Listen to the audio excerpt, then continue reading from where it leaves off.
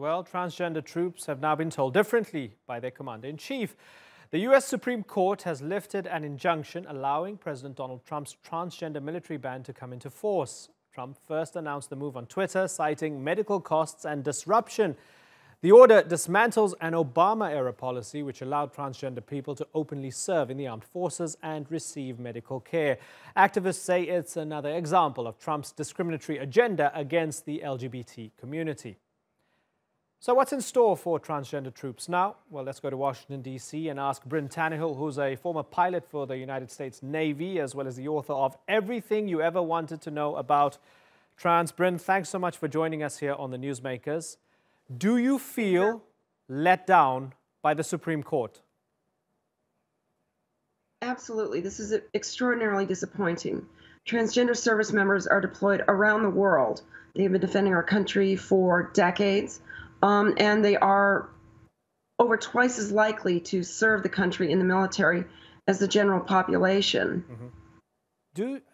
When we look at their intentions, right, what do you think is behind this? Do you think that they really believe that your ability to fly a helicopter is impacted by being trans?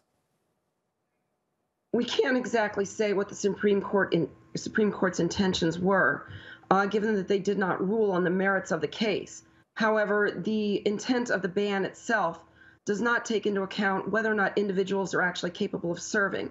It judges them as a group without actually looking at the capabilities or how people are able to deploy, or if they're able to deploy. And we know that transgender service members are deployed around the world today and can deploy and do deploy. Yeah, so Trump said that he consulted with his generals and military experts before making this decision. But the Chief of Staff of the U.S. Army said something differently. Let's have a little listen.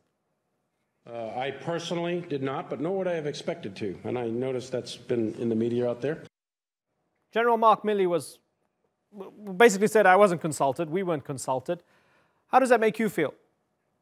Extraordinarily disappointed. I have been trying to get back into the National Guard for the past year. And I've always wanted to fly. I've always wanted to serve my country. I've always wanted to be back in the cockpit doing what I was trained to do. And to be judged based off of absolutely nothing, to have decisions made that affect me, my country, my career, my family, without actually doing any of the necessary research and consultation, simply based off of animus towards me as a transgender American, is extraordinarily disappointing given what I have done for my country and the sacrifices that me and my family have made across 4 different deployments around the globe. Right. So you feel judged unfairly by the executive, by the DOD, by the Supreme Court. I wonder, give me some insight into what it was like within the military. What were the interactions with your peers like? Was there judgment during that time? So I am the Director of Advocacy for SPARTA, an LGBT service members organization that primarily works on transgender service member issues. And most of our members are transgender service members. Our members are disappointed. They're worried about what this means for their careers and what it means for them as individuals and their families and whether or not they'll be able to continue to serve. All of them are here because they are volunteers. We don't have a draft. We don't have conscription.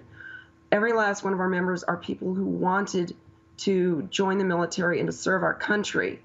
And this is interfering with their ability to do their jobs. And they wonder how they will be judged going forward by their commands, by the military, by their branches. And you're absolutely right that this was not something that the military is consulted about. Yeah. All 4 branch chiefs said that transgender service members have not been an issue. Right. I'm looking at the numbers. So according to a report issued by the Pentagon last year, there were around about 9,000 service members who identified as transgender. So they're within the system. It's an era of uncertainty. It's a difficult period. Is the message from this administration to those on the outside who might be transgender, who want to enlist at all, that, listen, don't you dare, this place is not for you? Is that the message? Well, it's exactly the message, given that the policy being put in place expressly forbids anyone who is transgender from joining the military unless they don't transition. In other words, you can only join the military if you're transgender if you never do any transgender things. Essentially, this is a new don't ask, don't tell. Brynn, half the country voted for Trump. I mean, it's debatable, a little bit this way or a little bit that way, but he's the president. It's a democracy. Who do you think public opinion is with? The latest polling data from Marist University shows that 70% of Americans support transgender service and only 23% sided with the president. Yes, he is the president. He was democratically elected. However, presidents do not get to decide the civil rights of individuals unilaterally. This, to me, is clearly a violation of the 14th Amendment, where transgender individuals are being unfairly singled out and targeted by the United States government for discrimination. So if he's doing it for the 23%, what do you think he's getting out of it? The president has worked to ensure that his base supports him. And I believe that this move was made to play towards the base, who harbor animus towards transgender people in general. And if I had to broaden it out, would you say this president has been bad for all LGBT people? President Trump's policies and his cabinet's policies have generally been very, very hostile towards LGBT people in general, allowing for greater discrimination, taking away protections from LGBT people, and directly going after transgender service members. So yes, this has been a net negative for us. And even broader, just talking globally, for anyone who maybe not from a position of bigotry, but just from inexperience or naivety, finds it strange that transgender people would be in the military, your message to them would be what? 18 countries allow transgender people to serve openly.